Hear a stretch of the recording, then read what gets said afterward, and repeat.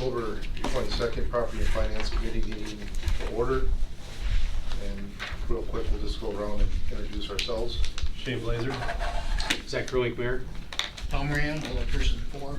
Tim Sorcy, Finance. Jay Catnaugh, Committee Member. Steve Goldall, in the 5th District. All right.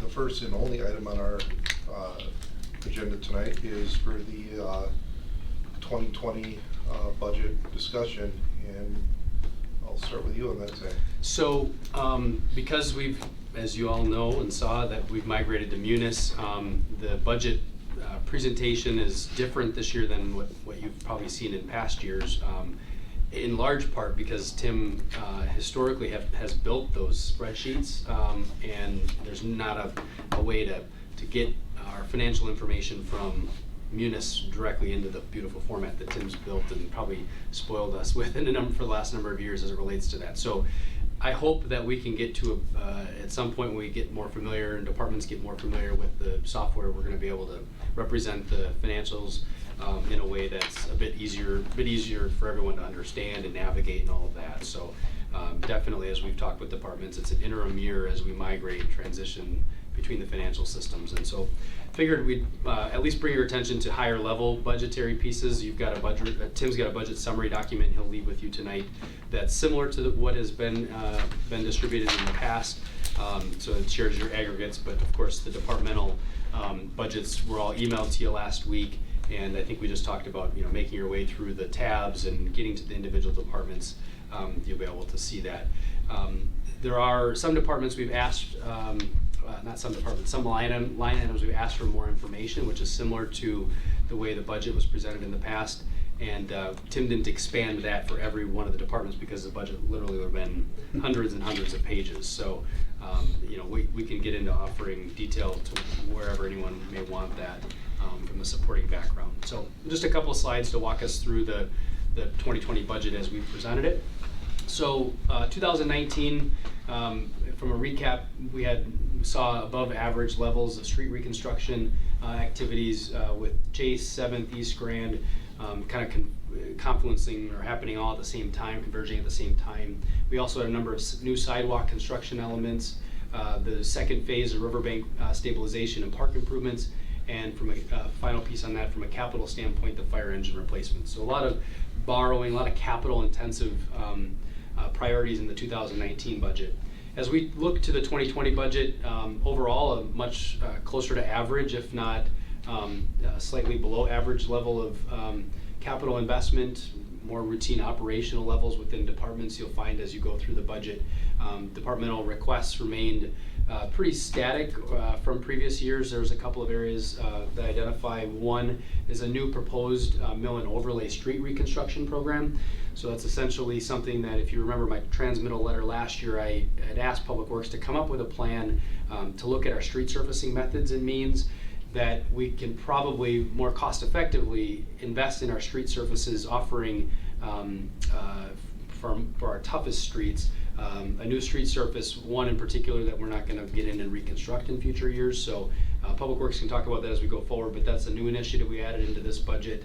And then overall maintains current staffing levels. And then in one particular instance, notable instance, the police department, I believe it's $30,000 of additional overtime that they've requested and we've worked through, and we can talk about the detail on that. But that's kind of a high level picture of the 2020 budget. There's, other than the aquatic center and the development with that from an operational and capital standpoint, there aren't any new proposal or priority areas introduced in the 2020 budget, with exception of the couple that I identify there. Any questions so far? As we all know, we're governed by state levy limits, which are defined by the amount that our municipality can levy on property within the city. Worth noting, and every city is facing this, that are struggling with some sort of net new construction or inflationary level, is that the levy limit ability is generally less than inflation. So when we offer wage increases, or when we offer or having to offer health insurance and the continued increases with health insurance, our ability to grow our budget is generally less than what those cost increase measures are. So it challenges us in some years. This year not so much, because we've had a nice another decent year of net new construction, but something we should keep our eye on as we go forward. So the allowable increase in our tax levy this year is 0.75%, 0.75%, sorry, or about $85,000 in new money when we think about the overall property tax levy component to the budget. So the total proposed levy is just over $12 million. I will note that we do have some excess capacity within our levy that we didn't levy the full amount, and Tim can give you good reasons why, but generally it's, I think, to hedge ourselves against future cost increases as we go forward. You know, in next year's budget, we may have very little to no net new construction. I mean, 0.75% is abysmal. It's not great by any stretch of the imagination. I think Stephen's point was looking at a couple of percentage points of allowable increase because of some new construction projects that came online there, whereas we're grappling with this $85,000 in new money. So. Yeah, and that capacity and levy limits is that we just don't take our full debt service adjustment that we're allowed to, so that we have some capacity within those levy limits. So just. Yeah. So when people ask, well, are we capping out what we can because we can, or are we, you know, any question of restraint? I guess, you know, in some respects there's a measure of restraint in our levy limit calculation to not levy the full amount that we can from a property tax base or property tax standpoint. Other state budget effects since the last biennium budget was just passed. What was the net effect to us? Well, cities and villages around the state became available to access another $23 million in transportation projects. We don't have all the rules. DOT hasn't shared everything with us yet, and essentially it could have an effect to how much we borrow next year. In that we could apply. We understand we can apply at this stage for the projects we're planning to construct.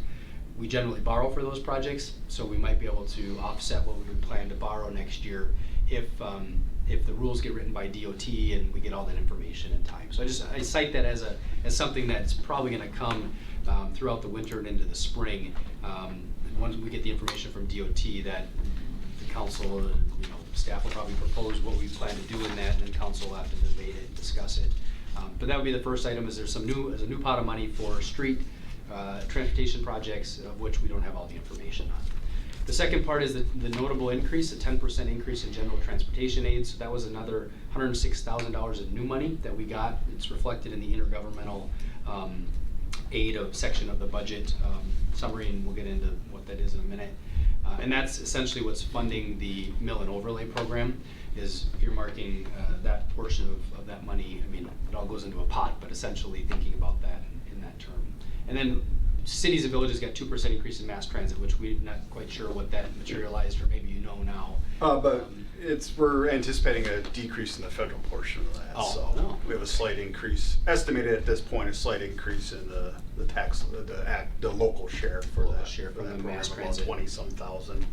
But they delayed it. You won't see that that grant coming to you, I think in December. They delayed when that has to be, because usually in October, if you remember, called in the past, that's when we approved the grant, whatever. So, but that'll be coming in next month. So despite being a positive increase, where there's an offset and a decrease in mass transit, it's just worth citing that. Right. Those are kind of the areas where, when we look at our revenues, state revenues, where did we fare? What was new money? But historically, that program has been pretty level as far as what the local share is. It ebbs and flows a little bit, but no dramatic. Yeah, I think we've adjusted shifts. rates in the last number of years to kind of get more in the middle of the pack to offer the program a bit more revenue. So, anyway, just a couple of points on state budget impact. Any questions on those pieces? I'm not sure what happened there. So then, one thing that we've been working on that with our GIS resources internally is trying to map where our maintenance activities are occurring, like our city chip seal projects to our street maintenance, catch basin maintenance and repair. We're trying to map all of that. One, because as we get into Munis and future software, our crews are going to get their work orders distributed via an iPad or some sort of technological means, so they can better get out to the field and know exactly what they're doing, and then they can report what they're doing. But the first phase of that whole process is to at least get our planned construction projects in the GIS system. So I'm not sure what happened to our map here in the middle. But the three projects that Public Works is proposing for next year is 10th Street, south between Airport and Grove Avenue. And we've got project summaries in a printed form that we can give you, just like you may have remembered from previous years. That's one of the three projects. And I believe that's primarily water and street. There's no storm or sanitary sewer as part of that project. So that's one of the projects that they're proposing.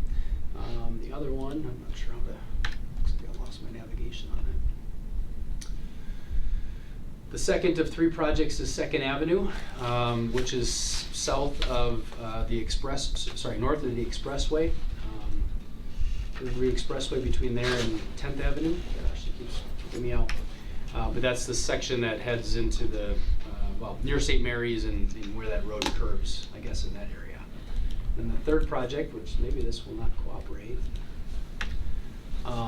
is Washington Street. There's a section of Washington Street.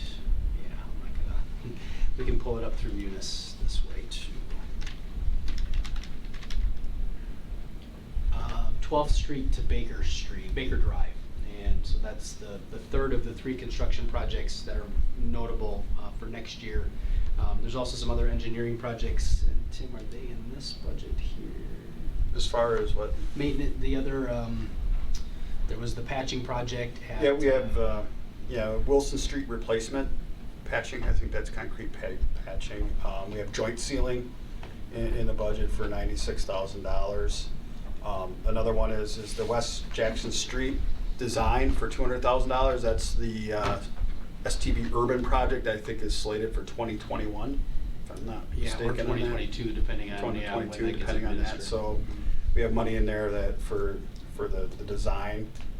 And then also in the budget is so the Riverwall tuck pointing is money's in there to evaluate. I do believe they need to get a diver to get underneath the water level to assess that. And once we have that assessment, then a maintenance plan can be put together to be budgeted in 2021 or successive years, depending on what that plan or how that shapes out to be. So Yeah, we didn't have any scope or cost estimate of what that work was, so we figured let's do the exploration or propose to do the exploration, and then that can drive future years' capital investment to the extent there's anything necessary for that. And then engineering also, there's the 1 Mile Creek dredging, and that was for the permit piece, or did we pulled the work out? But there was the still work has some. been pulled out because all the neighbors have not agreed for the project, and so this is basically just do some modeling and some design, so then that with MSA, I do believe so they can design that project and then hopefully move forward with that in the future if the neighbors agree to that project. And that'd be for the purposes of the stormwater, meet the stormwater thresholds within the DNR piece. So that really covers the public works, construction, and maintenance activities that we're proposing. Once this is functioning, it's there and it goes away. And there's some funds in there, approximately $38,000 for Seneca Road, Second Avenue, that state project. That's in there. That's also page 86. It looks like $30,000 for that. Any questions on the public works construction piece? I got a couple for you, Zach. Just kind of going through here, looking at this. Anything for a pool in here? We can get to the capital side of that, but in terms of operations, what we've done is previously we had been holding a placeholder of 75,000 or so in the budget from what the previous need pool subsidy was. In this budget, and it would be on page. I don't think it's set up in Munis yet. Oh, okay. We've got I know Joe Terry's been working on a pro forma, but essentially we're putting in a placeholder of 120,000. So You turn to page 20 of this document. You'll get the a summary. There we go. of the estimate of the pro forma for that fund. Obviously, until we really get our hands dirty with operating that and things, we'll trip the numbers. But basically, Joe Terry put this pro forma together based on kind of a mixture of what consultants thought would be, and also looking at some other communities and their operations. And so you see a total expenditures of 342,000, of which 232,000 of that is operating, and then $110,000 maintenance reserve. So the money will be put aside for future replacement and major repairs and replacements of all the equipment that runs the pool. You'll see property tax operating subsidy of approximately estimated $130,000 at this point. And then, as you can see, there are charges for services of $212,000, which makes up admissions, concessions, and rentals and programming. So kind of that's our pro forma at this point. So who does decides on the fees for admission? Well, I think Park and Rec or Finance, I guess, we'd have to figure out where the dance gets done, but I know they've started to prepare some, it baked into here is kind of a resident, non-resident projection of what that looks like with some rates, but none of that has been set yet. Okay, I'll be curious to see that. Bid on Yeah. this budget, is that anticipating the pool opening next year then? Right, yeah, June, the first weekend in June. Yeah, and Joe can share more into the detail of how we arrived at the assumptions within here, but as Tim said, it was a mixture between what the consultants, we asked the consultants as we built or went through design, give us a sense of what this thing is gonna cost to operate, one. And then two, using the couple of facilities that have opened with the same model, what they've expected and what they've been able to prove in revenue, so. And there's probably gonna be personnel assigned to that, so that is not factored into this part? That would be in the operations. Okay. That includes like your guards, your maintenance, Who's over attendance, concessions. The pool guy? Right. Okay. Yeah, so that'd be in the top Yep. item on that. Oh, part of the 232? Yes, that's Oh. that's the operating costs Okay, of the okay, facility. good. I didn't know if there's gonna be additional on. That's at least, it's been, you know, kind of. The best educated guess? Yeah, between, I mean, because. Until we get some extra. Yeah, the code tells us how many guards and what staffing levels we have to do, but, I think Joe's talked about, might there be some additional public works staff that might be reassigned, and, ultimately, where does that appropriate out to be, but at least this would be the core operations of the Yep. facility. Okay. Does anyone else have any questions on pool, or, Pool or public works construction. because I do have one more on public works construction, I guess maybe this would fall under the signs and street markings. We were discussing that wayfinding stuff, Yeah. and I know that, I believe Shane had said like a good time to be talking about this stuff would be in the budget process. So I'm looking at our signs and street marking tab on here, and I'm just, I know that you said that there were some other entities that would probably donate to those signs, but I just want to make sure that we have something in the budget for the wayfinding. So the council already settled the design portion of that project, and that process is moving forward. We haven't kicked it off or anything yet, but at least the front end of the preliminary design and all that work. But nothing in the budget's been proposed formally for the implementation. One, because we don't really know to what extent, but certainly probably the prudent thing to do would be to identify a funding source. We received the donations from the other entities that agreed to pledge to help design pay for design, but from an implementation there hasn't been. I've got a slide that talks about room tax in a minute. That is one potential funding source. The other would be through contingency. We annually budget a certain amount for contingency in our annual budget.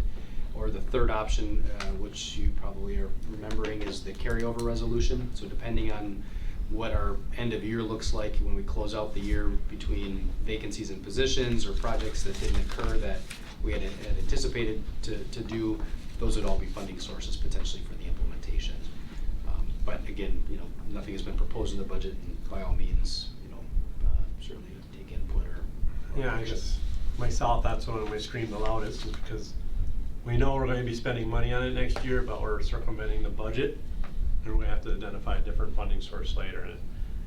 And I guess, how do you put a number on it? You don't know, but That's part of the problem with some of But these that's- projects is that's that what I hate about how we yeah. do it, is that, oh, now we gotta find a funding source for it, but right now, at budget time, we're already talking about that, we're gonna be doing this. And I'm sure there's other projects that, and just to me, it's like circumventing the budget process, because we're gonna do it, eventually we're gonna get asked about funding it, and it'd be nice if we could kind of have that identified now a little bit somehow. Sure. I don't know, I just don't know what. because it's a budgetary expense, and it's. Right, but then when you don't know, they have Right. the design and don't know what the ultimate cost is, it's kind of like what we'll talk about. Because next year I'll say, well, then budget it for next year, because now you have a cost. But That's always a kind of defeats the possibility. purpose though, because obviously now you're pulling it off a year, but.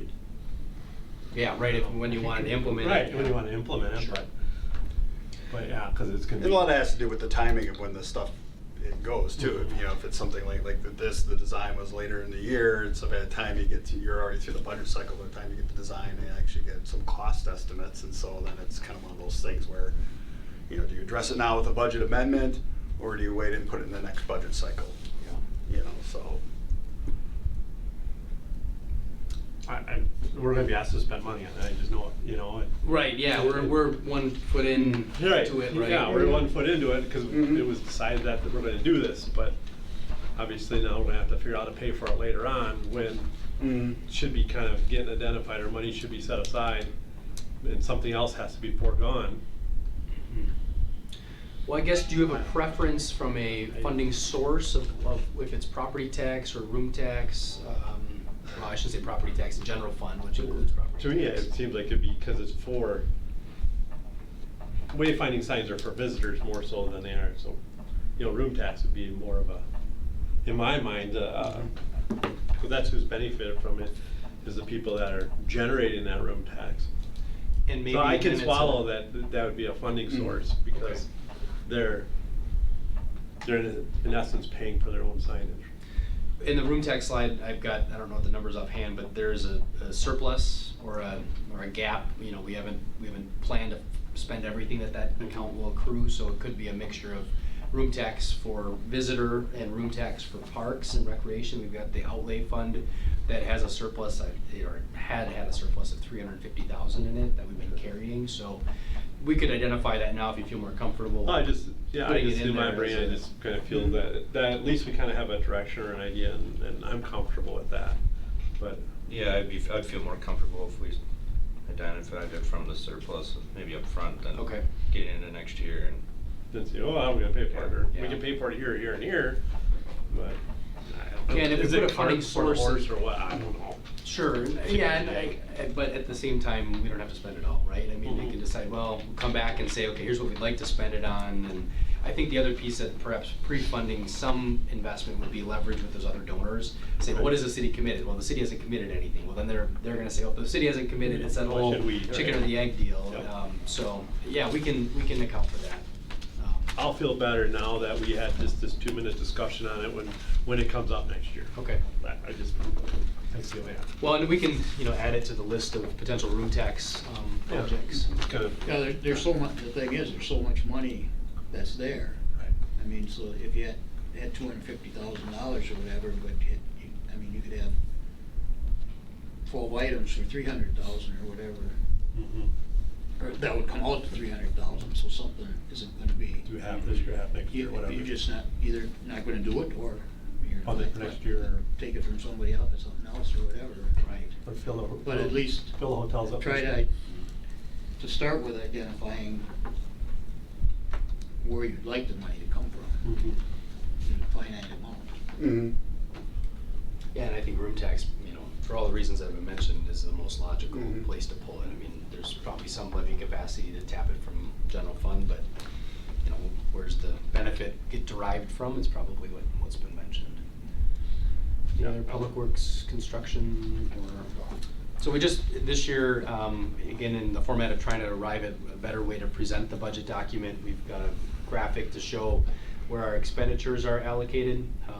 Public safety obviously being our largest expenditure at 10 million, or about 28% of our total overall spending. Public works being at 21%. Capital projects being 20, and then the rest on down. Debt, city government, and recreation being about between 8 and 9%, or 8 and 10. From a revenue standpoint, I think it always bears repeating, at least for residents I talk to, how much of our budget is comprised by property taxes. I think a lot of folks think that everything we do is paid for by property taxes, when only about 35% of our spending is covered by property taxes. The rest comes in the form of other charges and revenue pieces.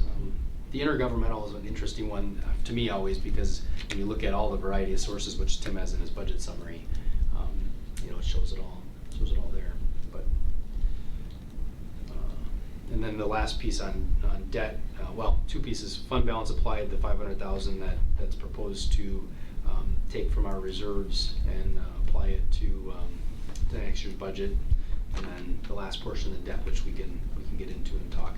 The grants and donations, the $500,000 is essentially booking or accounting for the Legacy Foundation $500,000 matching grant. That's pre-identified, at this stage, comfortable and confident to put it in the proposed revenue side of it. Questions on the revenue side? Typically, how much, is it usually roughly 1.5%, 1.4% of fund balance, or does that fluctuate every year that we apply? It fluctuates. In the general fund, I usually historically have applied, between $150,000 and $250,000 of reserves in the general fund. The fund balance apply can fluctuate depending on if there's a project that's kind of like carried over into the next year. So we'll budget the project and then carry over the existing funding, and then that's called fund balance applied. So that'll fluctuate. But the reserves that we apply consistently is in the general fund, that 150 to 250. It's just that is always just applied, and that's what basically balances.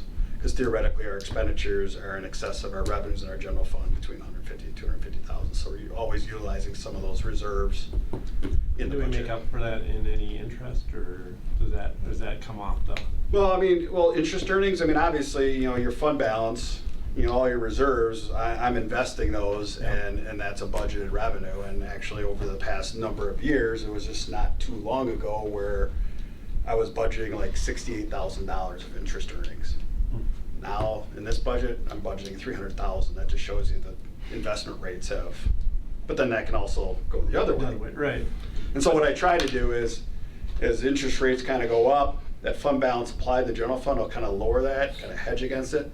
So in future years, if interest rates come down, then I can apply a little bit more fund balance and lessen that impact. Because the worst thing I hate is when you have this yo-yo effect on your revenues, because that affects your budget. So I try to maintain a somewhat stable funding source. And as it relates to grants and donations, we'll get into the debt and the pool piece in just a minute. But basically, the picture that's proposed is $5.7 million in debt or borrowing in next year's budget. Any other questions on revenues before we slide into the debt portion of it? So Tim puts together a basic listing. This is probably what you remember seeing in previous years around what's the proposed projects that would constitute some borrowing. The Washington Street Public Works project we talked about, the 10th Street project, 2nd Avenue and West Jackson Street, the design for that project. That Tim said is similar to the East Grand Avenue project. That'll be enumerated in future years, but we have to pre-fund the design. And so that's being proposed. So about that $1.2 million, when I say average public works construction, that's what Tim's been budgeting and proposing in a borrowing situation for whatever number of years it's from a construction standpoint. Zach? Yep. Just for my own clarification, are you guys doing Washington Street starting at 12th to Baker, or is that? Yes. Yeah, Washington Street from 12th to Baker. Yeah. Okay, because I think that's a continuation, of projects that we've done, I think. If my memory's right on that. I think that was On that street, I think it's about the third stretch of Washington, I think. okay. Would it have 'cause- 8th If I to remember right. 10th maybe, and 10th to 12th? No, it's just because, Doesn't go to Baker? no, 12th. Well, Washington does, where it says Washington Street, 12th to Baker, Washington doesn't go to Baker because Washington and Baker run parallel to each other.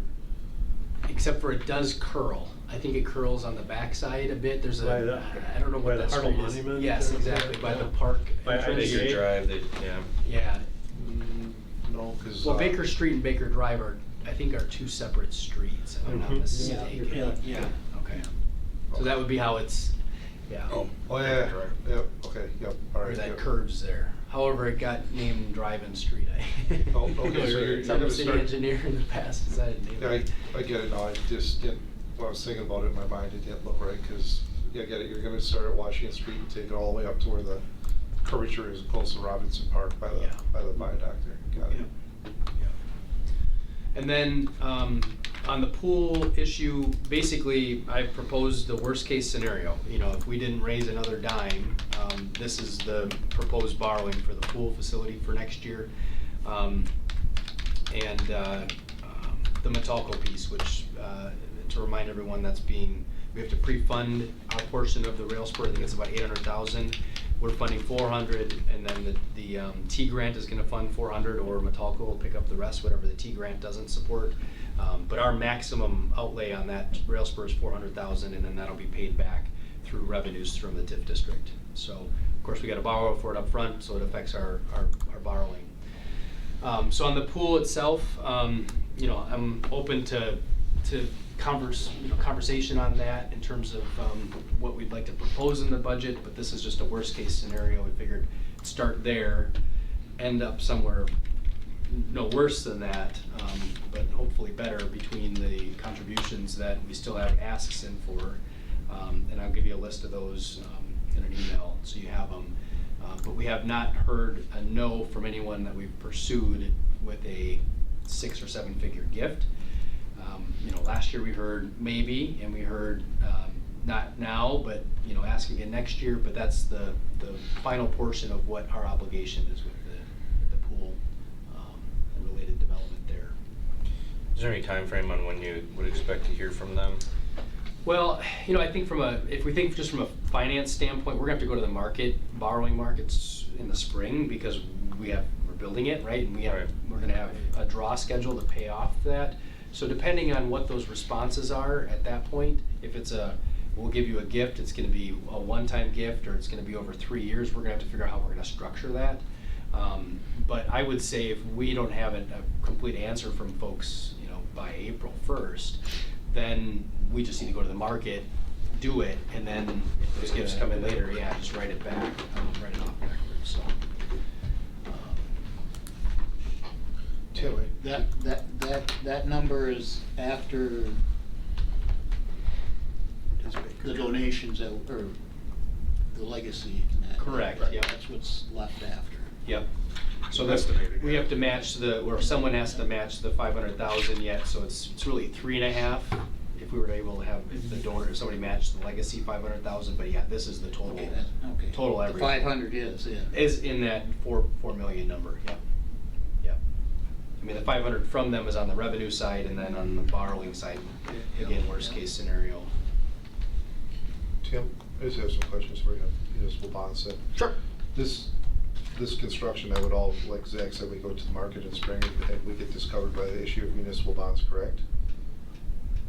We'll issue municipal bonds, yeah. Okay. Probably a 20-year bond for this project. Probably, we'll start the process, depending on the draw schedule, because as you know, the construction is going on, so we have to receive the funds. So then when the existing funds, the existing bond issue plus the 2.5 legacy, when that money's exhausted, this will fund those draws. So depending on the timing, it'll be early spring. You know, we might start the process in February and then actually issue in March or April. Okay, that's where I'm going with this then is, on this pool, we get the bonding for it, we issue municipal bonds. If we get grants or sponsorships and stuff like that from people in the community that are interested, that money goes towards the debt, and we can always retire that debt early. Right. Because people take municipal bonds out as an investment, is there anything we're on the hook for as far as like guaranteed payment to the bondholders or? Well, maybe once we issued that, we have to make the payments. Okay. Now, if a donation came in and we said, we're gonna earmark that to pay the debt, what we would do is we would just transfer that into the debt service fund and then offset the levy that's required to pay the principal and interest on those bond payments. Okay. So, But we wouldn't retire that debt early is the part. The only time would be is question at a call date, Yeah, okay. which is usually a number of years down the road that you build in a call date in the bond. So it's not like you can pay it off early and save the interest. No, because Like a that's why, that's to protect the investors. Right, because they want That their they investment. want, they want their interests, and so they want to make sure that they have those bonds until, but then there's usually built in as a call date, but that's a number of years down the road. So basically what you do is you would just use those funds to offset what you're required to levy for those. So we're paying the interest for the 20 years no matter what. The alternative would be if there's a known portion of that borrowing that we would do bond anticipation notes, which I don't know, how are they structured from an interest rate standpoint? Yeah, bond anticipation note is just a short-term borrowing, and that you take that out. Usually it's when you know that if you have pledges, say if you have pledges in Right, year 2. commitments. And Yeah. Right, that's what I was- Then you might take out a bond anticipation note, and that's a short-term interest, and then in say 1 year or 2 years when that pledge comes in, you basically go to refinance those notes. You use the pledge to buy down the debt that you need to refinance. I remember we talked about potential pledges. Right. Yeah, and I think, And that's kind of why we structured it this way, is this if we had pledges come in or commitments, then that we could have some leverage in how we structured the debt. And if we have pledges that come in anytime before we do the debt, we can just. Well, yeah, then that would just, Right. that would just reduce the amount we have to borrow, so we have some time here, before we go, but once we start going in and going through, putting the issue together, I mean, obviously we gotta assure that we're gonna have the funds to obviously complete the Absolutely. project. and I think having a known schedule of when we're going to the market offers some level of known scenario for those donors that might have been kind of on the fence, that are a little concerned about what's the effect of their debt that the city is carrying in that. So I think it's good information from saying a January 31st, for the sake of the city's borrowing schedule, We have to go. having at least a pledge or cash in hand, however they got it structured, yeah. Yeah, I'll probably sit down with Joe Terry before the end of the year and just go through, okay, let's see where we're at, how it's going, work with MSA, put together a new draw schedule to see what that looks like. And is that the firm overseeing the draw for all the contractors? Or how does it? I think so. Is that Well, how they're it is? kind of managing, they're the Right. managing consultant on it. With the draws, is when is the depending on the pace of work, when is the contractor anticipating submitting payments to us? That's why when I talk about draw Oh, okay. schedule, that's like, when are we gonna get the contractor's payment requests? And it all depends on where they are and at the project and what they have to do and what they're, and usually MSA will just talk to like Myron and say, okay, where are we at, when are you anticipating completing this? And then they can put together an estimate of when they'll be submitting payments. Okay. Yeah, and really the exterior work, as we've seen when we've walked through it, they're probably 3 to 4 weeks knowing of how much they're gonna actually get done outside Yeah. versus before they get into the building and framing that up. And then from a debt standpoint, while the proposed is 5.7, we've got $2.2 million of debt that'll be retired next year. So the net effect on how much is the city taking on in terms of new borrowing is about 3.3 million in this scenario. Tax rate, the big question we probably all get asked or are asking ourselves is what's the, from an operating budget standpoint, between last year and this year's or proposed operating budget, a slight decrease, and then the debt service tax rate because of the proposed borrowing goes up about 30 cents per thousand. So the net effect is 27 or 28 cents per thousand, with a total tax rate of $12 per thousand, 12.10. With a 2.2%, 2.29% increase. And then room tax alluded to that a few times. Here's what we're proposing, and we've identified it in the munis spreadsheets, but I figured we'd call our attention to it in case there was interest in wanting to discuss it. Proposed earmark in the fund for the downtown facade improvement program. I don't know how that's fully performed this year, but I think the fund, Adam had requested this information before his departure, and we just essentially carried that same allocation funding over. The welcome sign, Scott Kellogg had referred this at a previous meeting, and so we just put about $10,000 in there. There's actually 2 signs that need to get addressed. I think the signs are, if they're not lit, they're 5,000 to 6,000, somewhere in there. If they're lit, they're a bit more, but again, just a round number. The certified site program, we don't have full specifics about what the cost will be. We knew what they were on the previous 50-acre parcel, but if we do a smaller parcel, might there be fewer costs, so again, 10,000 for that.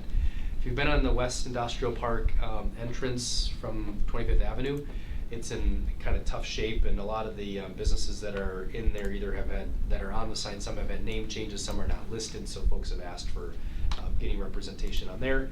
And then Rapids East Commerce Center, if you remember going out there, you see the 4x4s that are out on the ground with Anderson's. The sign is leaning pretty bad. It's time for a permanent site out there.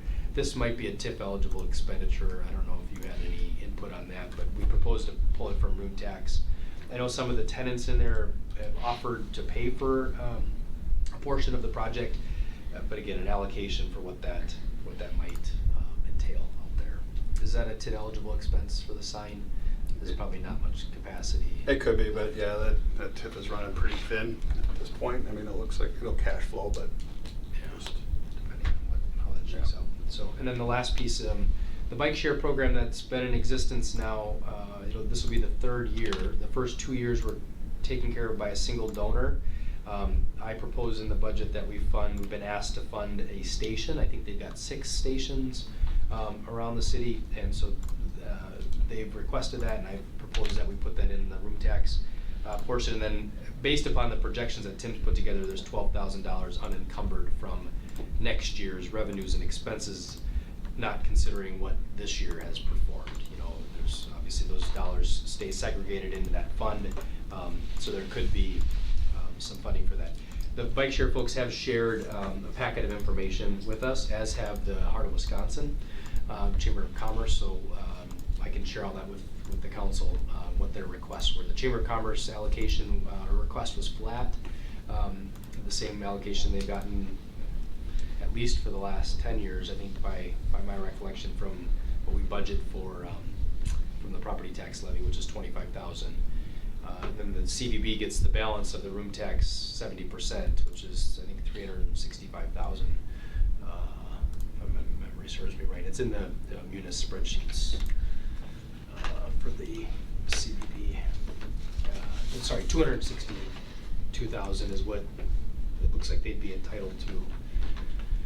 And by state law, 70% of room tax has to be spent for tourism, marketing, and promotion.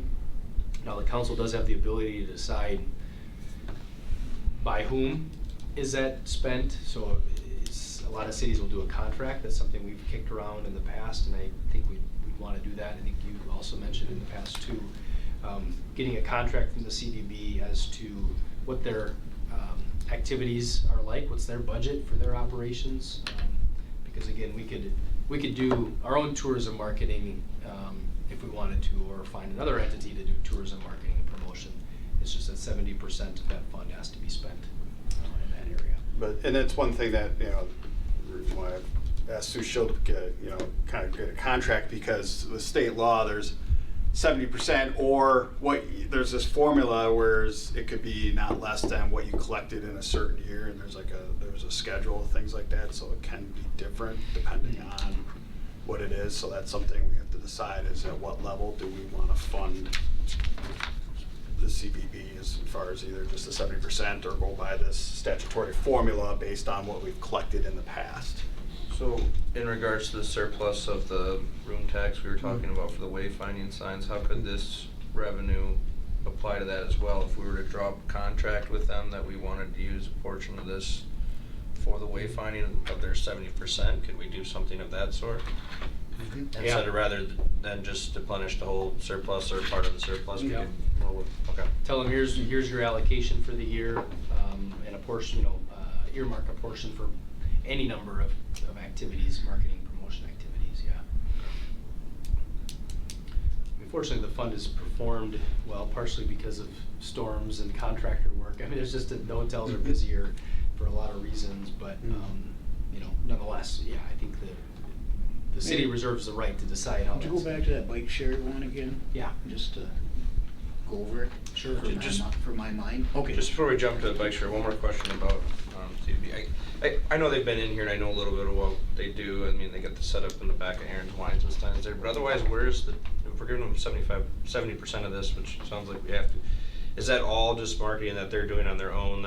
Because I don't feel, I mean, maybe I just haven't been paying attention. It seems like a really large amount of money for you know, what I've seen come from Um, what they do? Actually, we file online with the state a report of the room tax expenditures, and they have to give us a schedule of all their expenditures over a certain dollar amount. Okay. I can get that to you. Yeah, if you could, that'd be great. Um, Not saying that they're not spending money, but I would just like to more It's a see great it everywhere. breakdown. I'm Yeah. kind of glad that the state requires that now, because it gives us some more transparency to say, well, are they spending it all on X category? You know, pick a Right. category. Is it truly going to promote tourism and marketing? If it's not, well, I think then the city or the entity that's giving them the room tax, in this case us, we should have a conversation about that. Right, So- especially when we're looking at things like the wayfinding signs and, Right. I mean, maybe if there's a line item in there that we can look at that, Mhm. we can talk with them and say, maybe this year. Well, I think overhead in general, I mean, if we're talking here at the conversation, I think overhead has been a concern I've had.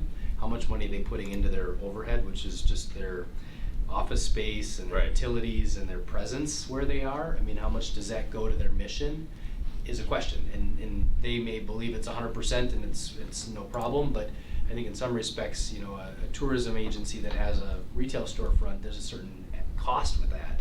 And is that the best uses of those marketing dollars? I don't know. Right. But that's something I think this list will give you a sense of where does that $265,000 go every year that they get for that purpose. Yeah, that'd be great if we could get that.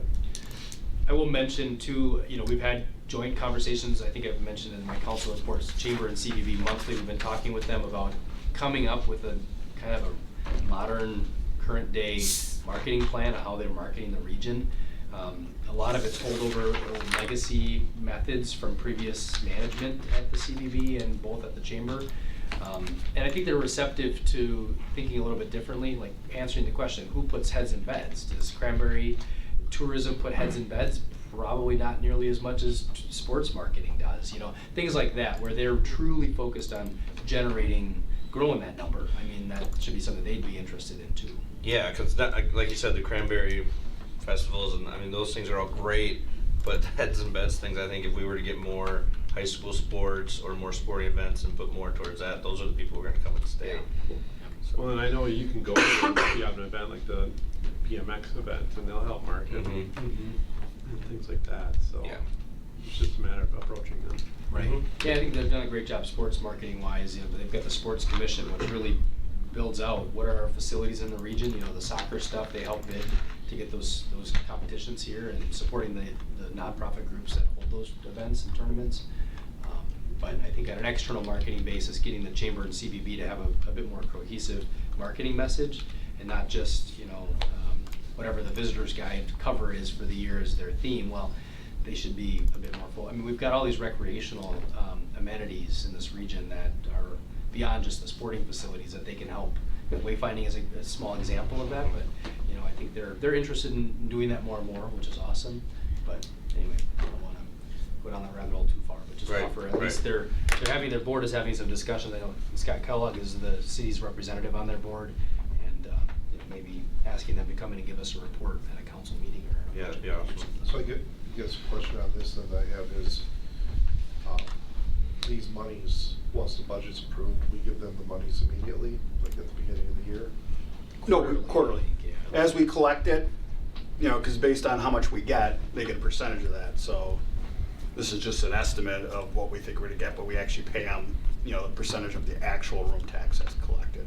And we So- do that quarterly. A lot higher, a lot less. Yeah. Right. If they don't have a lot of room tax, they get less. If they get more than what we anticipate, they get more. So this is just kind of an estimate of where we think it's gonna But come then in. since we have to reinvest this money in like tourism-related activities, we can't do it this year, but then next year the consideration would be like partnering with Central Wisconsin BMX or partnering with a sports team to bring people in.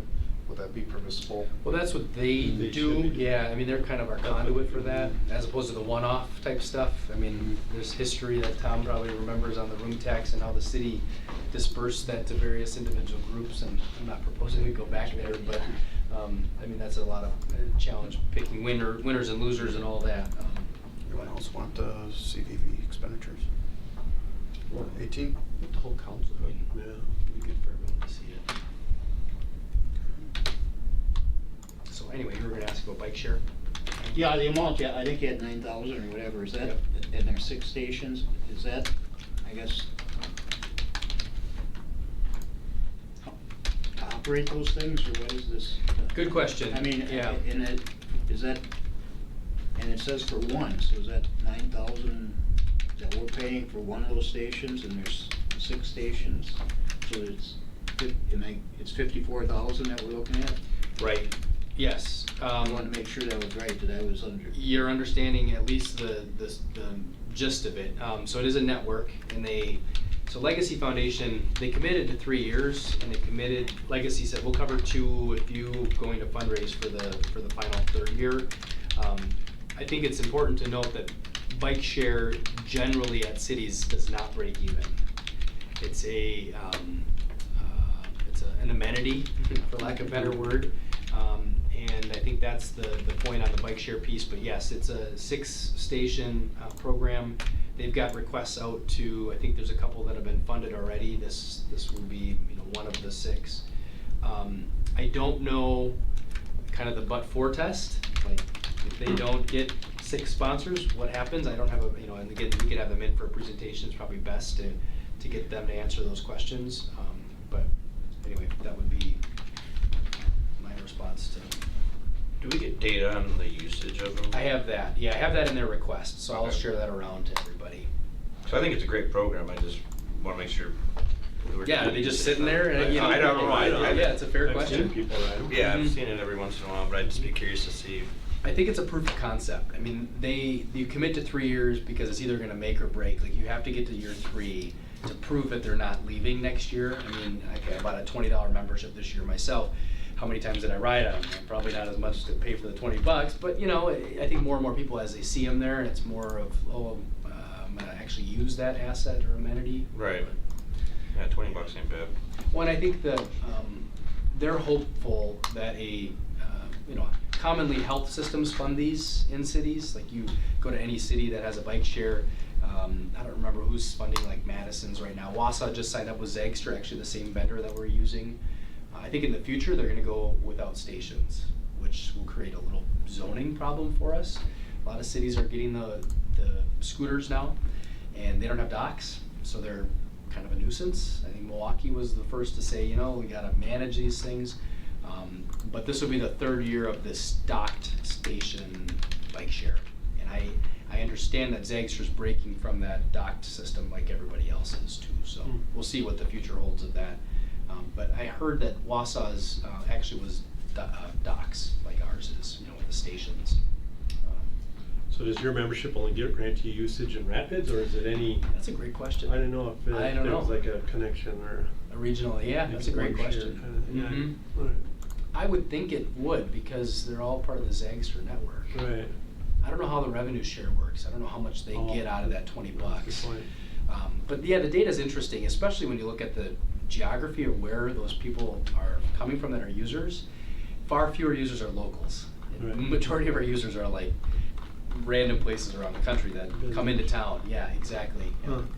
So, but I'll get you the packet of information, and you can either reach out to the coordinator directly or even have them come in to speak about the program. So based on that data, is it potential that a station isn't necessary in a certain spot? They move them, yeah. Oh, So okay. this next year, there's gonna be one over here, whether it's out in front of City Hall or in front of the Boys and Girls Club Makes sense, YMCA. The IGA stores were not very popular. I mean, they're right next to the roadway, so what's the likelihood? The 2, I think, most popular this year were the zoo, put one over at the zoo this year with the trailhead over there. People That's a could good park spot. and drive or bike, and then the other one, I think the second one was Veterans Park, which again, it's more visible down there, it's on the trail system. But the least popular ones I remember were like Pizza Hut on A Street. Well, who wants to bike on A Street, there's kind of that dynamic. And how many visitors are really in that area for that type of purpose? I don't Makes sense. So that's room tax. The last slide I've got on here is what's not been budgeted for, or what's not covered. You're all aware that the city fire department's looking at using consultant 5 Bugles to come up with a recommendation. They were on site week of the 10th here in October, and I understand they just sent an email back in late November. I think I got something today to present their final report. So since we don't have anything don't really have anything to budget for, but it's something to keep your eye on, on the lookout for. Library, you may be aware that the library has completed their architectural planning for some renovations in their adult services area. They did approach us with a few requests, flooring and skylight repair, of which we said, well, they're gonna be incorporated in their project, of which we said, we really don't have a reason to allocate any monies until you know you're gonna do your project. So that was one that we've basically has been a request that we didn't budget or set anything in the budget for. If you remember, some time ago, the city garage, we pursued a master plan for the city garage, both kind of short-term recommendations and some long-term. As I understand, it's still ongoing, and their final report hasn't been completed. I haven't seen a draft of that. I don't know if it's a combination of timing on the season for them to get that report, came in maybe right as the construction season was starting or what, but that's something, again, not budgeted, but something to keep your eye out for once we get the final recommendations, having that presented to everybody. And then capital improvements plan, there's been some questions raised about Centralia and other buildings. Public Works and the buildings staff have put together maintenance and capital plans. There really isn't anything worth noting that's not funded through a replacement cycle kind of account in the budget. So I cited up there because there hasn't been a formal request to say, okay, we need to earmark this amount of money for X buildings. But I think out of the four there, the fire station being the highest priority, and then probably based upon the age of Centralia, I think the roof is probably the next item on the horizon, but I haven't heard any plans for 2020. And then Public Works management alignment is a tough one for me to describe, but basically we've talked about it, I think, at HR and maybe in other settings, that we need to look at how our structure of our parks and DPW and kind of that management piece, and how that relates to our new facilities, the aquatic center and zoo and other programming. And so I'm not offering any proposal in the budget, but I'd like to say that we should address this in some point in the future. It probably results in the creation of one full-time equivalent, perhaps in the parks area. But again, I don't have any proposal to put on the table to have any discussion over. It's been some mention about the city always needs more ordinance control resources. I think we have some alternatives, and that's to use police auxiliary. They obviously are volunteer, not paid, but and the police department has overseen them with some of the other cars parked on front lawns, that type of thing. They've stepped up to help with that this year. Plus, we need to figure out from ordinance control standpoint, what are our priorities? We've been doing a lot of enforcement as it relates to garbage and recycling collection. I don't think we're seeing the demand for bulk item. I know not bulk item, but I mean violations of the stuff that's sitting on front yards, like mattresses and furniture and that. There's some isolated instances, but we haven't seen like we were expecting, or people had said that we might expect. So ordinance control is one, not budgeted, and maintaining the current one full-time equivalent there. And then the last piece is whatever's gonna shake out with the protective services collective bargaining agreements. So that's, I believe, the last slide I've got in the presentation. And so I'm happy to answer any questions or talk about any of these items, but I just wanted to put it out there that these were the pieces that didn't have a financial allocation associated with them in this budget.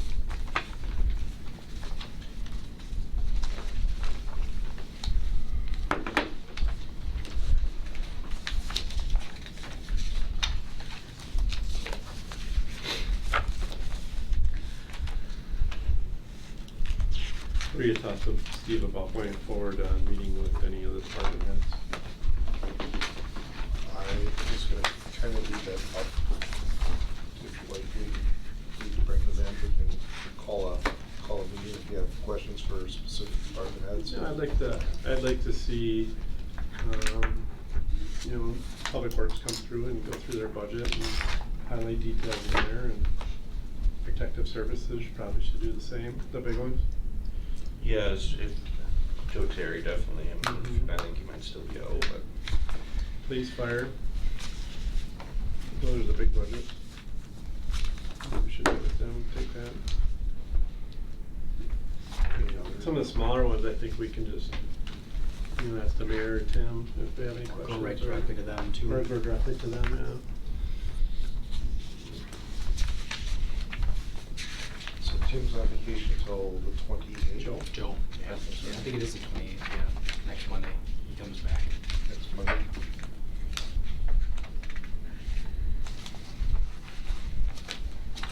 But he also indicated that his staff, you know, not that you'd wanna call another meeting yet this week, but his staff could certainly, they're the ones that prepared the budget under his direction, so. So that's a good maybe point. And so just maybe, as- maybe Paul could come in and give it his own view, and Ryan, and We could, say, we could schedule a meeting for a week from today, the 29th, we could do DPW and public safety, I think I already have a meeting on the 29th. or anytime that week, you know, I guess it's. Yeah, I have a meeting that night, but any other night I'm pretty much good. I mean, it doesn't have to be on the Tuesday. Halloween's on Thursday. How's Wednesday look? Wednesday's good. With Joe and with that, and, with Public Works, but, I wouldn't be able to. would there be any need to go over an update on the aquatics of what, that he's been involved, I think, to me anyway, you know, not that it'd be definite maybe, but what, you know, with staffing levels and that type of stuff being looked at, and I think, Yeah. Admission fees and kind of. at some point in time, I think, that, yeah, with, you know, admission fees, there's gonna be, you know, for residents and non-residents and, Well, even the capital rentals. development side of things too, right, the Yeah. fundraising aspects. Right. I you think know, all there's a to couple go over. pieces we probably should continue I to think talk it's, about. that'd be important to go over. Mhm. Do Yeah, I you don't want think that you part of could- the budget if- process, or, I mean, saving your meeting times for your meetings with staff, but, you know, just ask that question. I don't think it could hurt to get those numbers as far as admission fees out. I mean, pretty soon, because I've been asked several times, and a lot of people are really excited. And so I just think, not that we might need to know for budget reasons, if we have a general idea, but just so we can start telling people, because I know I've been asked a lot of times of what we're gonna charge, and we don't know yet. Or even what the assumptions are within the financial model, right? Right. Those numbers are built off of something, Right. and at least to understand, because You it's know, all a if- projection if anyway. we do it at, you know, if you have a meeting next week at that meeting, or a committee meeting to, how look at, I mean, to me, I guess it doesn't matter, but I think to address it. I guess before we schedule another meeting at this point, with the department heads, is what Tim and Zach presented today, are there any questions with that stuff? I think it was a good high level overview.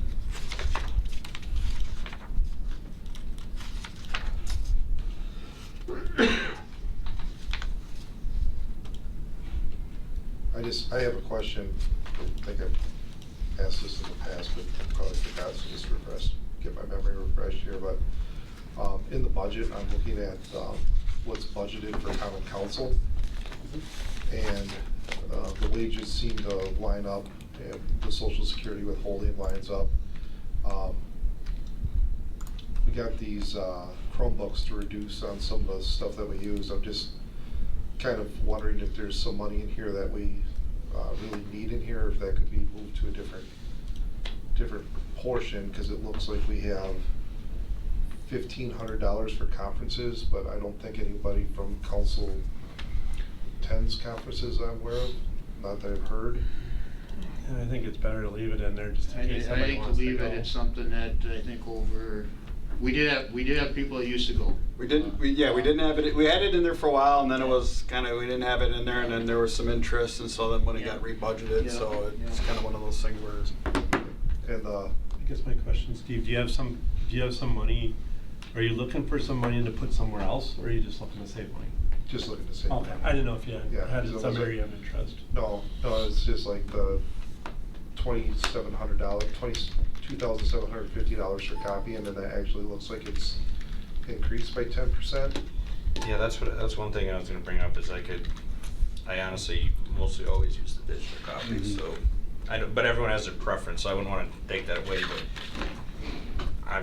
that's And that isn't, it could just be for copies for. If Jenner wanted to stop For making city paper copies for purposes me, and yeah. stuff, that isn't, at any one department, sometimes the council is kind of the overall, city veil for some of the stuff that they copy.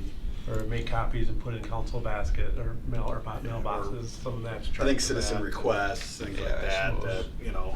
What about office supplies? What kind of office supply? I mean, it's only $250, but just thinking if we're looking for money to put somewhere towards getting rid of the Chromebooks.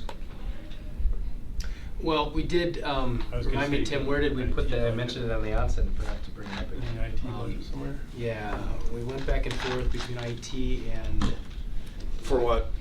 Granicus and that, Yeah, I mean, or whatever the vendor is. kind of each year we put money aside into a software fund for purchases such as Granicus or anything that comes up like that. Kind of like it's kind of one of the IT replacement accounts, and so the software one will be kind of, we use that that's what kind of funded a lot of the Munis Gotcha. software, and so then now that fund will kind of go for the next priority, I guess, would be the Granicus. We've been tossing that around for a number of years. I think Shane, even you. I don't know what- The yeah, clerk. Oh, yeah, I was part of some meetings on that stuff. So, Definitely worth having a discussion on. Yeah, right, at least just to vet features and benefits Yeah. so we do have an allocation through the replacement cycle for that. Where is that in? let's see where. Is it software licensing? That's only 8,300.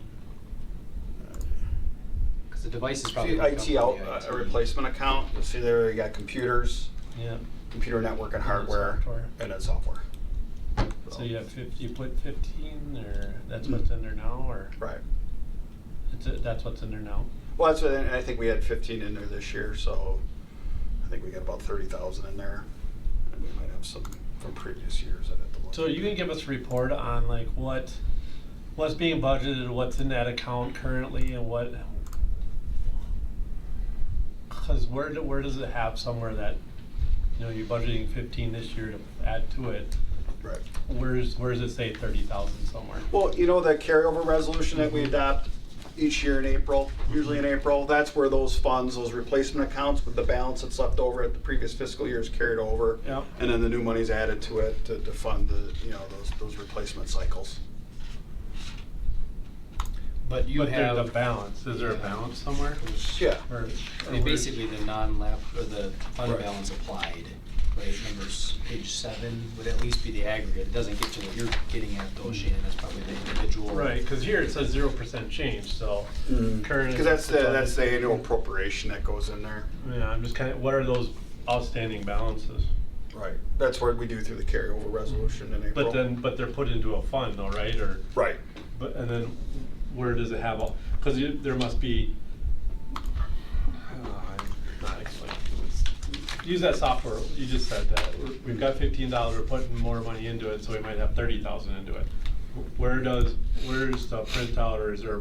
I can get you those I'll balances. print out what's in that account, so like that's 30,000. Yeah, I can get you those I'm just balances. kinda curious. If you want a balance of like all the replacement, their status, I can get you that. I'm just kind of curious on some of those like Yeah. software. How much do we actually have in software? Right.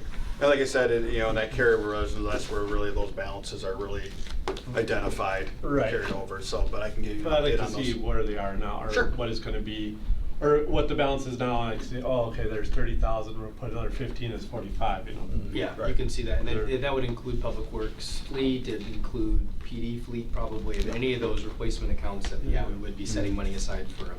Yeah, You'd like be the able to see it in the computers, budget, but you wouldn't see the we balance. budget, the same amount for computers each year because the number of computers you replace fluctuates from year to Right. year. And we do this so that we have consistency in our budget, so we're not budgeting Up and up. 30,000 this Right. year, 0, and then all of a sudden, oh no, But we at gotta some do another point, if you 25. keep budgeting, let's say software, you're not, you have 75,000 in there. Right, yeah. You got to spend it, or you got to.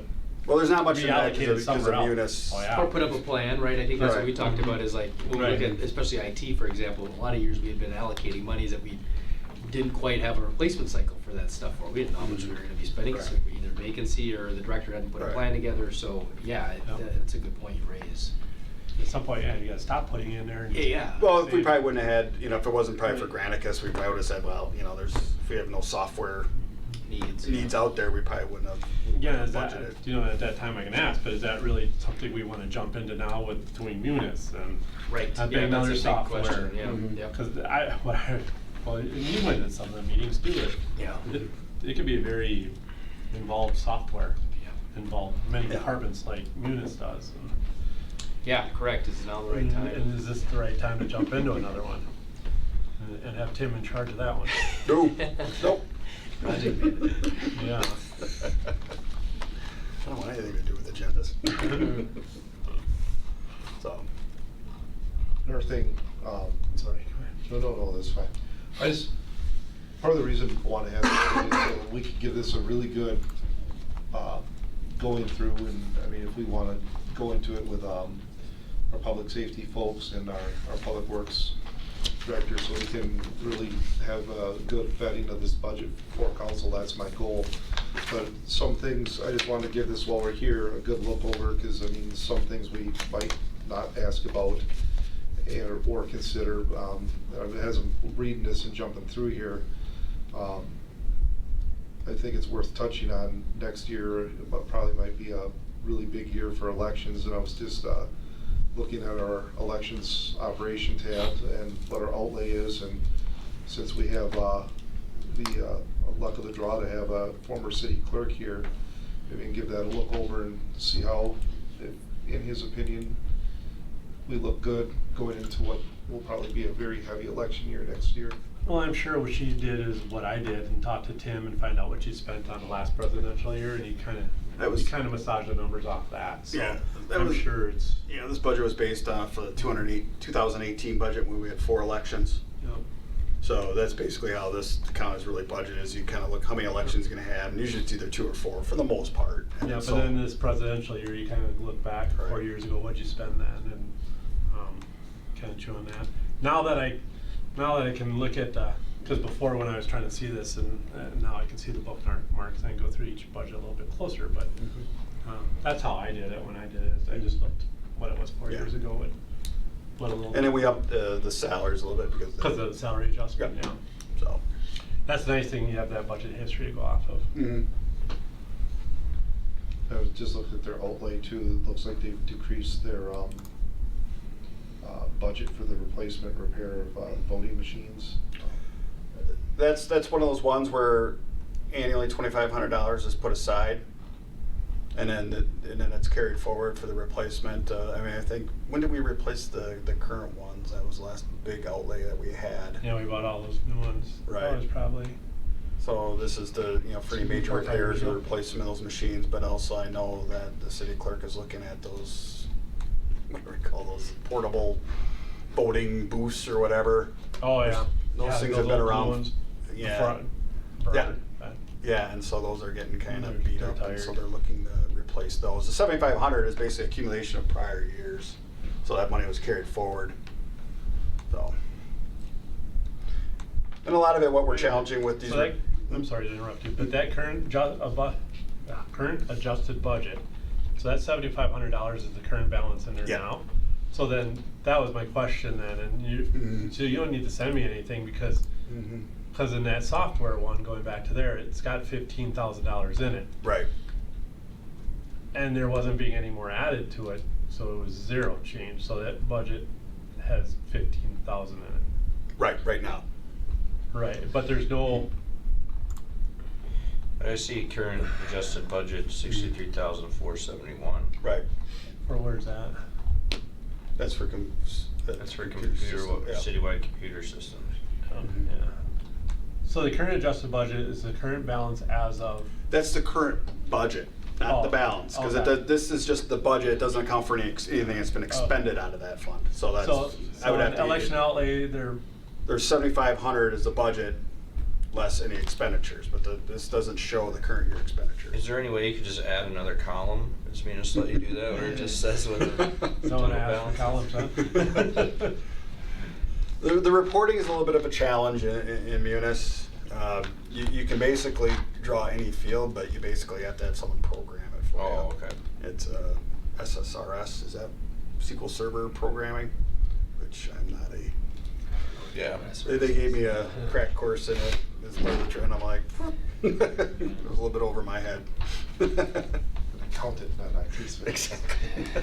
Do you have something, Shane? No, I was gonna say, So, back to you. All right, going to the next meeting then, you indicated you're not available on Tuesday, and Jake indicated he's not available on Wednesday. Wednesday, yeah, I can't commit to Wednesday. I mean, I might be able to make it, but if not, I would have to find someone to sit in. It's Tuesdays and Thursdays or what? Monday, what's your guys' availability for Monday? It'd be a similar, it'd be a similar situation to me. So Thursday's Halloween. So Thursday's Halloween. I mean, I could even do You don't trick or treat this anyway. Thursday. I gave up last year. Zach, could we, well, if we do it this Joe's Thursday, probably not back Joe's this not back Thursday. yet, but if we have department heads in here, one thing I don't wanna do is I don't wanna have somebody in here waiting for an hour to have their turn to talk, you know, so if we Right. have to do 2 meetings, maybe we can do the public safety aspect this Thursday and have the police and fire chief in, and then we can, this Thursday, 24th. Would we have, yeah, this Thursday, the I 24th. mean, that would work for me. I mean, I wouldn't be able to be here for that. I think we want probably here. Okay. Or not? No, we wouldn't need Tim here, would you? And I can't be here if you're talking Thursday this week. I mean, otherwise, you certainly can. We still have, I mean, if it's up, if we could push it out, if we just don't do next week, what about the following week after that? It's still only the first week in November, Well, we'll have regular committee meetings right? on the 5th. And that, the finance, that regular scheduled finance, will probably put the water light budget on there. That's okay with you guys? Sure.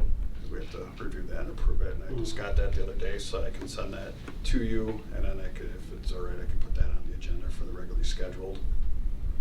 It's fine with me. So what about the 7th then? Well, I think we got a public hearing. Did we, You know, that's something we have to talk about. do we have to have that 15 days out, right, Zach? Or- Yeah, Tim masters that. It's out of my wheelhouse. But yeah, is it 15 days prior that we gotta publish the notice for when that public hearing would be? So it's either you have it at the regular council, which we've talked about pros and cons of that. The week prior, I believe, is HR, the Tuesday prior is the 12th, yeah. 12th. And then the week prior. Have you heard of is- anything? I haven't I heard of haven't. I anything don't have either. any potential I items, don't so either. you could potentially cancel it. Yeah, I was at gonna this say, stage, I or haven't heard hold anything. another, a short version or something of it too. If we need to, have you come up, well, I guess we can talk, but just wondering if anything on the interim or anything like that we need No to address? proposal, I got Okay. one, I want another one or two yet Okay. before we entertain that one, I think. Okay. Yeah, I haven't heard of anything else either. I'm sure there's no update on the meeting, collect those focus group things, so.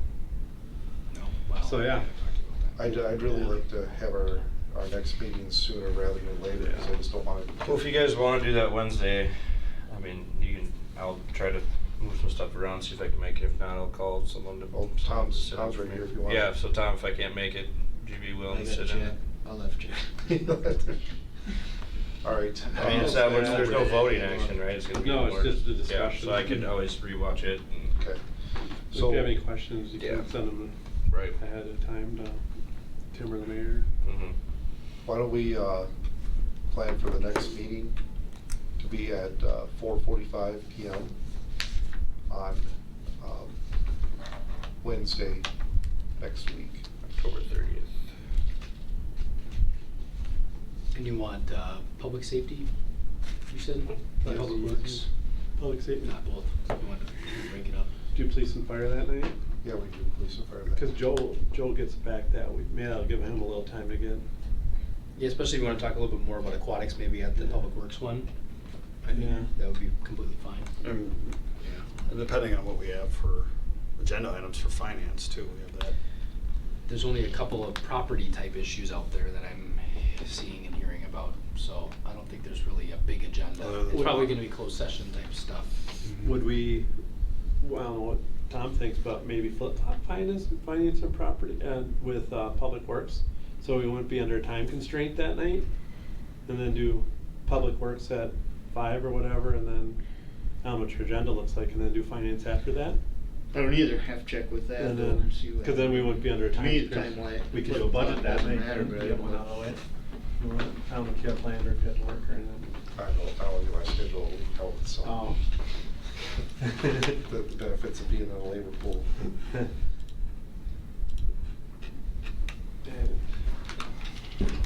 All right, next meeting, October 30th, 4:45 PM. I guess by next week, Wednesday, we can take a look at it and see what we're looking at for. Yeah. Okay, so we'll just schedule that. 4:45 4:45. Yeah, we can, on Wednesday. Yep. we might have a better idea what's on finance too. Yeah, well, we should, and we're trying to, yeah, next Monday is when referrals for Public Works staff are due to me, so I should have a better idea what that, at least from staff, what the Public Works agenda might look like. Yeah, I might just have a budget amendment, but that's just wages and benefits and some revenues, nothing dramatic. Kind of just more budget bookkeeping than anything else. Is there any further discussion on anything related to the budget? The public hearing, when are we looking to do that? Because we need to kind of either make a commitment to that so I know when to publish. Since ideally, I would not like to do it the same night of the council meeting. Right. Because last year, there were some issues in it. The budget almost didn't pass.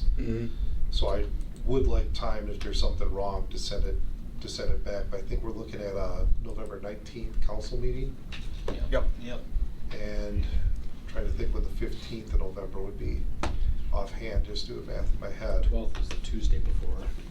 15th day is Tuesday, isn't it, the 5th? Is that your publication, 15 days you need? Yeah.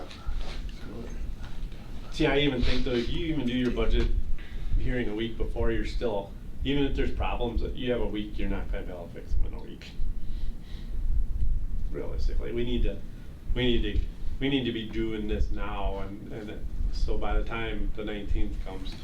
Well, we're on the 22nd, so I mean, if we did a public hearing, the soonest we could probably do it now would be like the 4th or the 5th of November. But that's assuming we publish it right now. Oh. Goes by the time you get the public, if you published it, 24th would be the earliest you can publish it. Yeah, you guys settle this. Good night. 6, 7, Yeah. 8.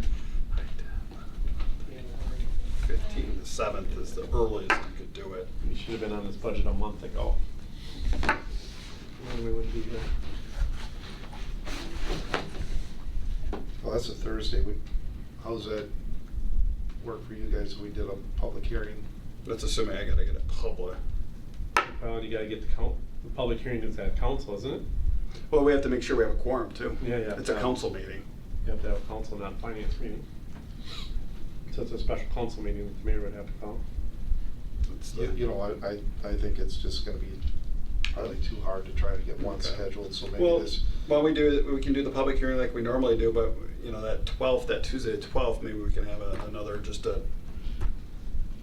you know, use that as the kind of the final budget meeting and work out any issues or. Otherwise, as far as the public hearing goes, I guess this year, if we have to leave it alone and just do it before Okay. council, that's what we'll do I this think year. there's a lot less controversial stuff in it this year too than last year. Okay. I think, anyway, never know, but. Well, we can discuss, well, then if we're gonna have a public hearing on the 19th, that's good. $4 million budget. Next week, $4 we can million then debt discuss for it. Well, yeah. Kinda controversial. future Right. meetings and Yeah. stuff like that. Like I said, if there's, you know, read through this stimulating document. Yeah, can I have one more of those? Oh, sure. Thanks. I'll email it to you too, Yeah, that'd be great. so you have a PDF of it. But like I said, if you're going through and you got any questions, drop me a line, email. More than happy to explain some of the stuff. It's probably out of date as soon as I print it usually. Yeah, I was gonna say. Well, a lot of times it's like all of a sudden, oh, this number, you gotta go there, or this change, so, but for the most part. The only thing I'd like to point out in here that's usually a little bit of that might catch your eyes is on the contingency on page 4.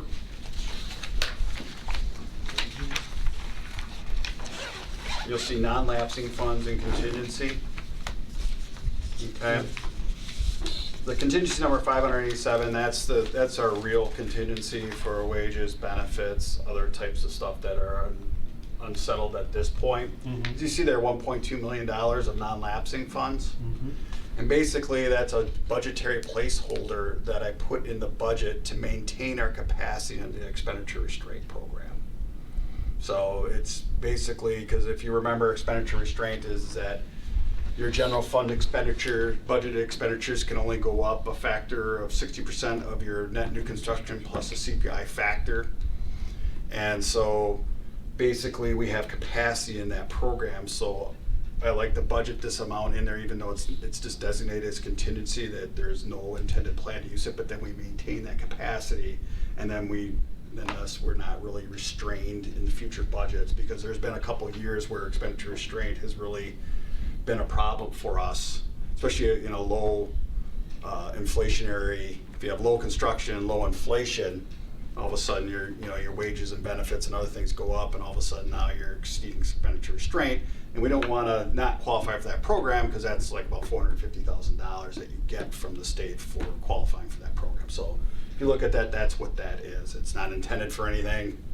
Obviously, it would not be able to be used without any, council approval, but I know that kind of sticks out. But that's why I have that in there. It's just kind of we want to maintain that capacity so that we don't run into an issue down the road with expenditure restraint. Mhm. So. All right. Good seeing you. Huh? Well, it kind of sticks out a little bit. It's a big chunk of money. Well, like I said, it's, Is there any other further discussion regarding the budget? Any questions regarding the budget? All right, hearing or none, I will make a motion for adjournment. Second. We have 2 seconds. We have a motion and second on. I gotta take minutes. Who motioned? Who won? He motioned. A motion, Jake's gonna give his seconds to Shane. All right, we have motion and second. All in favor signify by saying aye. Aye. Aye. All opposed? Ayes have it, we stand adjourned at 6:14 PM.